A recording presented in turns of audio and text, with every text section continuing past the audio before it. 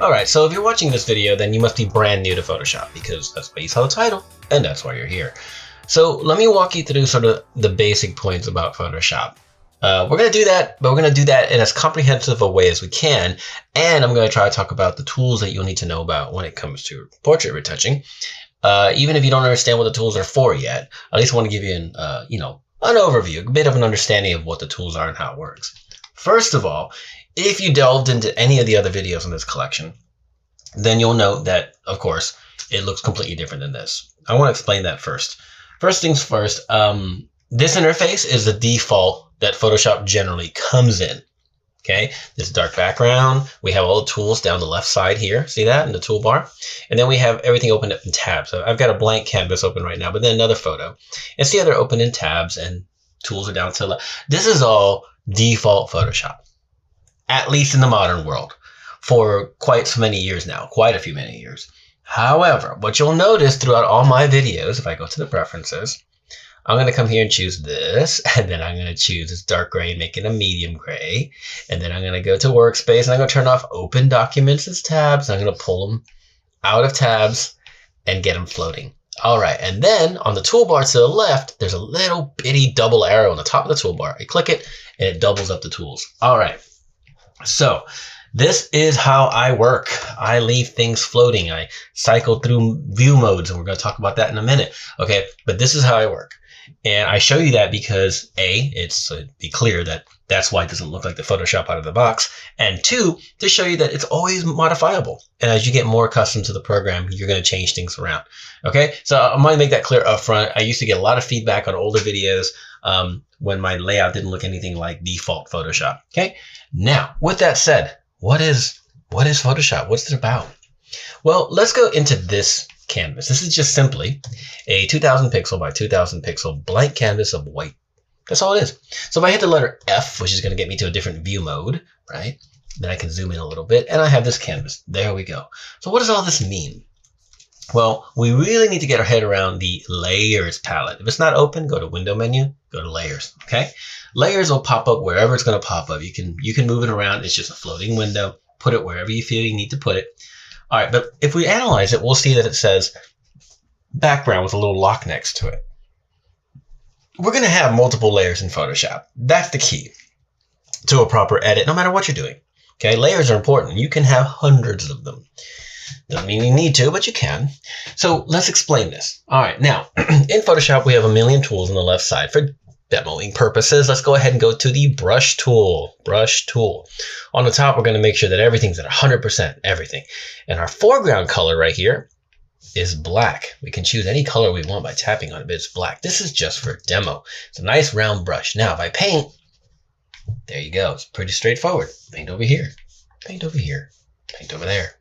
It's literally like spray painting a white sheet of paper, or a white wall in this case, because it's not movable. I have painted directly on the background layer. I can keep painting on the background layer, and it's very much permanent. I can't move these paint splotches. I can't move them. They're on the background. It's permanent. And this was Photoshop circa 1993, 94, when I used to use it back then. Didn't have layers, and we did what we had to do. However, when it comes to, oh, I forgot the way it works. There we go, filling that up. All right, but what's great about the layers palette is that we can make layers. So let's explain that. In the bottom of your layers palette, there's a bunch of little options, okay? One of them is a plus symbol inside a square, okay? So if you put your cursor over that, you'll see it eventually. It'll tell you, create new layer. So let's tap that, boom. Now, if we look at the details, you'll see that it says layer 1, default generic name that you can change if you want. And you'll look carefully at the little thumbnail of the layer, and you'll see it's a light gray and white grid. It is a grid. That grid symbol, which can be changed, and it's like you can change the hue of it if you want, the color in Photoshop preferences. That grid symbolizes transparency. Why? Because black and white and every other gray in between, or every color in the palette, does not symbolize transparency. White is not transparent. White is white. Black is not transparent. Black is black. Okay. So, but the difference now, if I go back to my paintbrush tool, okay, black on the foreground color so I can see it, and then 100% everything just so I can see it, and then I paint.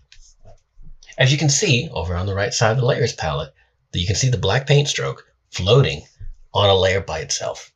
Okay, underneath is the background, the famous background that we permanently ruined a minute ago by spraying black spray paint over it. Now we have essentially sprayed black spray paint on a pane of glass that's sitting on top of our white table or our white canvas. We can prove this because the default tool, the top left tool on the toolbar up here, is called the Move tool. It's the reason why it's in the top left. It's really the default tool. Always go back to the Move tool. In between other processes, you'll see. Okay, but because I'm on the Move tool, I can move this layer. How? Just click anywhere, click and drag anywhere. And now I can move it. See that? I can move it anywhere because it's like a pane of glass. It's better than a pane of glass though, because the glass doesn't have actual physical transparency. It just looks it. It's not actually transparent. It's not actually invisible, but here it is. So I float this around. I can move it. I can manipulate it. Now, what does that mean for you? Well, that gets your head around the idea that you have floating layers that do multiple things. Now, you're not going to be painting black blotches like this in your portrait retouching very often or at all, but you might be making, in fact, you will be making lots of layers, and you might be making blank layers like this to do things. And understanding that's how Photoshop works best is with layers.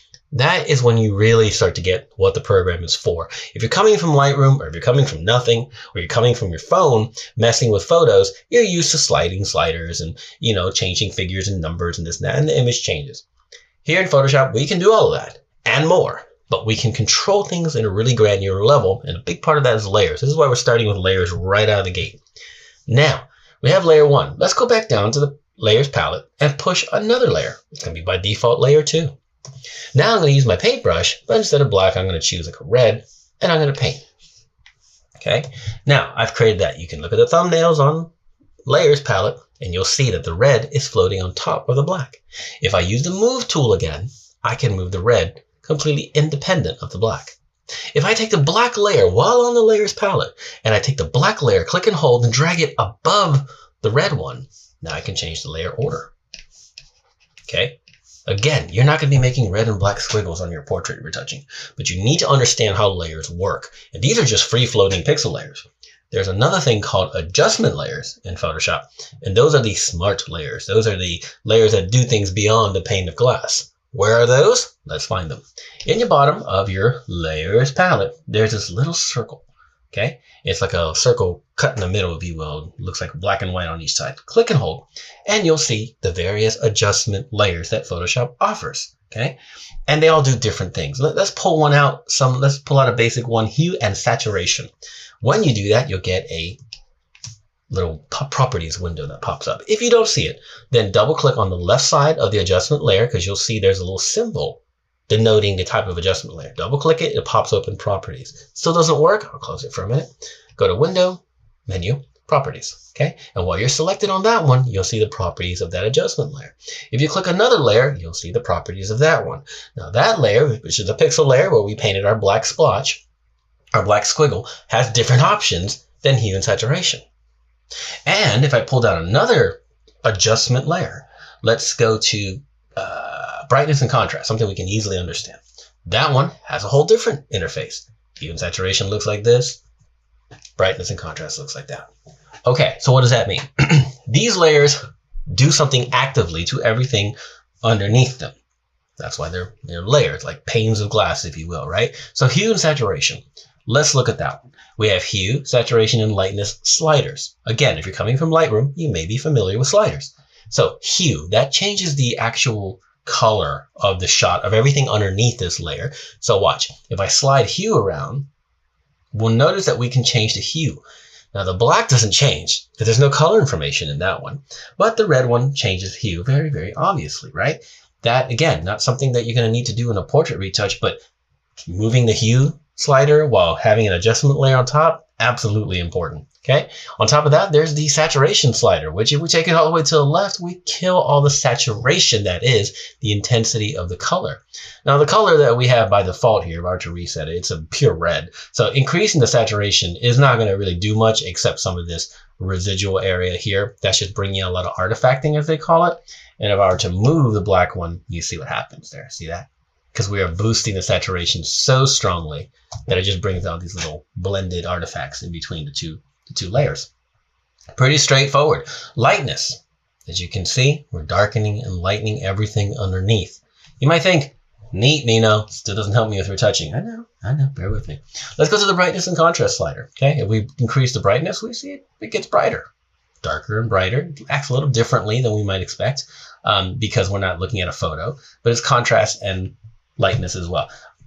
In order, if you will, one on top of another, these layers can do lots of things. Now, not very direct. We're at an adjustment layer, and you shift the hue, and now everything's different. Cool. But you can get even more control than that. How? Well, let's explain that. Let's go ahead and reset the hue and saturation layer. Now, every layer, every adjustment layer that you pop up, that you start for any of these, by default comes with a mask. What is a mask? Okay, if you look on every layer, every adjustment layer, there's going to be the symbol on the left side denoting the actual function of the adjustment layer, and then the square on the right side. That square happens to be the shape of this canvas, denoting, that's a layer, new layer of this canvas. And that square with the, the highlight around it when you tap it is the mask. Now, let's explain how a mask works. These two masks are currently white. White, even though it's not transparency and black's not transparency, on a mask in Photoshop, white denotes show it all. Show it all. Black denotes block it all. We can prove this thusly. If we go to our hue and adjustment layer and we adjust the hue, and now we see it. The mask next to it is white, so it's showing the entire effect. But if you look at the properties of the mask, remember the properties window? There's an invert button. Let's hit the invert button. Boom. Now the mask turned black. See that? That means that the effect of the hue and saturation adjustment layer is now being hidden by the black mask. Interesting, huh? So what does that mean for you? Well, obviously we can invert the mask again and see the entire thing, but here's the deal. We can do anything pixel-wise on that mask. We can prove that by going to our brush tool, making white is our foreground color, okay? And while we're on the mask, I'm going to leave everything 100%. Now, when I'm painting on the mask, you'll see what's going to happen. I paint white on a black mask with a hue and saturation layer change. Watch. See that? What I've done, if you look at the mask, you can see the little thumbnail, you can see all the white that I painted, okay? I'm doing the hue shift only on the area that I painted. See that? I can even make small little silly ones, right? So turn it off and on with the little eyeball. Every single layer has a little eyeball next to it. You can turn that off and on, okay? So we can see that we're doing a hue shift, but we're masking it to a specific area now, okay? And while it's masked, we can continue to change it. See that? We can still change that out. And here's the greatest part. We masked out area by painting in white. We can switch to black as our foreground color and paint back into our mask to block out the effect. This concept of an adjustment layer with some kind of setting changed and then a mask is absolutely mission critical to your portrait retouching. Okay? We're not going to do it this direct and blunt and colors and squiggles, but when you get your head around the idea that you set an adjustment layer and then you do things to it and you mask it, this is the absolute, pivotal element in portrait retouching. So that's playing around with some generic layers. Let's go to an actual photo for a minute. How does this matter to us? Well, let's see. This is a photo, in this case is edited, it's completely edited, but let's say it wasn't. And let's say one decision we wanted was we want more color on her lips. We want her lips to look more red, more intense saturation, right? Okay, so let's do that. Adjustment layers, hue and saturation, the one we just played with, right? So we can come here and increase the saturation. And look at that. Her whole photo gets so strong in color, but it's too strong. We just want the lips. What do? We make sure we click on the mask of the adjustment layer. And on the properties, hit invert. If you're savvy with key commands, you can hit Control or Command I, and it'll invert it. Now, all that hue and saturation boost, we didn't do any hue shifting, but that saturation boost is now hidden. So with a paintbrush set to white as our foreground color, we can arbitrarily, we can change our brush size up here, by the way. Okay, we have hardness, that's how blurry the edges of the brush are, and we have the size of the brush here. There's key commands for it, but we can also change it there. Now, if we paint on her lips, we are doing a a saturation boost just on her lips. Now this obviously looks fake. That's not the entire point, okay? But as you can see, we use an adjustment layer to modify specifically her lips. And if we change the hue around, you see what we can do, right? So obviously that's not a realistic sort of normal edit, but it's something you might do. However, what happens if you do this in more moderation to get a more realistic result? Like for example, let's say I wanted the eyes to be more green, right? I can go back to my adjustment layers. And one thing I like to use is one called photo filter. And I can say on photo filter, give me a default of green and give me a lot of green. Okay, but now the whole image is green. We don't want that. So we invert the mask and we paint with white. We change our brush size until it's something reasonable. And then we paint the eyes. See that? And now the eyes are super, super strong and extra green. It might be too green. That's what we have another option, every single layer. Every layer is going to have something called opacity and fill. Now, fill has a more specific function that we're not going to talk about in our beginner video. But opacity is literally how transparent that layer is. So if you're down with this green, but it looks a little strong, you can take your opacity and make it like 50%. See that? Remember the little eyeball next to it? We can turn on and off and on. And now we have a very subtle green tone to her eyes. If we look at the entire image, we'll realize that. Very, very subtle. That is a real world application of an adjustment layer. Okay, another thing too, we can also, when we paint with our brush on this mask, okay, when we paint with white on our brush, everything doesn't have to be all or nothing. Right now we have 100% opacity, if you look on top, 100% opacity and 100% flow on the brush. Okay, so another thing you probably should pay attention to is the amount of flow in your brushes when you're masking. Okay, so let me explain that. Let's pop out another adjustment layer. Let's use brightness and contrast, and we're going to brighten about like so, maybe a little bit more, just to have a brightening effect. Now we're going to invert that mask so we can brighten with it. At 100% everything, it does that. It's very obvious. You know what? I'm going to brighten it some more for more demo purposes. There we go. Now click on the mask again. If I paint with pure white, I get white. Everywhere I paint, I get brightening. There you go. I get brightening. Okay. Well, if I change the opacity, let's go to like 21%. Everywhere I paint, I only get 21% white, which means it shows 21% of what the mask has. But we can be smarter than that. Let's give our opacity at 100%. What about our flow? That's like holding down the nozzle of a spray can.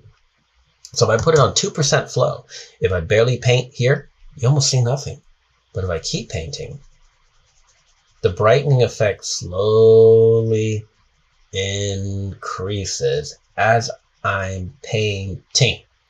Turn off the eyeball back and forth. You can see that, right? Now, by painting over and over and over like I did, I made it pure. It's 100% brightness. Every single bit of the brightening effect we saw. But if I leave it at 2% and then smartly, let's make it 3%, and then smartly highlight these bright areas of her hair and maybe shape her forehead and brighten her eye a little bit here and there, do a little bit of smart brightening of just bright areas, blending it in with flow. Flow is letting me blend in the brightening effect. Okay, I'm not saying this is something you must do on any edit, but it's just a demo, right? Now, let's take a look. Off, on, off, on. See that? I use a brightening effect with a nice soft flow to blend in the brightening, the areas that I want to brighten in a smart, organized, organic, fluid manner. Okay, watch. Off, on, off, on. See how we added some dynamics and contrast there? Just one of the endless things you can do. And so that's understanding that by using flow, the paintbrush, if you will, like a spray nozzle, comes out incrementally, allowing you to build up things. So layers, adjustment layers, and masking is really the cornerstone of everything you need to know in Photoshop. Details beyond that, they'll come. You'll understand all those details beyond that. But layers, adjustment layers, and masking is everything. It is the foundation of almost every single thing that you do. And that's why I made this video, to make sure we talk about that. Rewatch it, play around with it, play with flow, play with opacity, play with all the different adjustment layers, see what they do, mess up an image, goof around with masking. Get those three elements, layers, adjustment layers, and masking, and with the brushing, you have to use the brush, get your head around those concepts completely and play with it, because if you're brand new to Photoshop, that is absolutely what you must know first.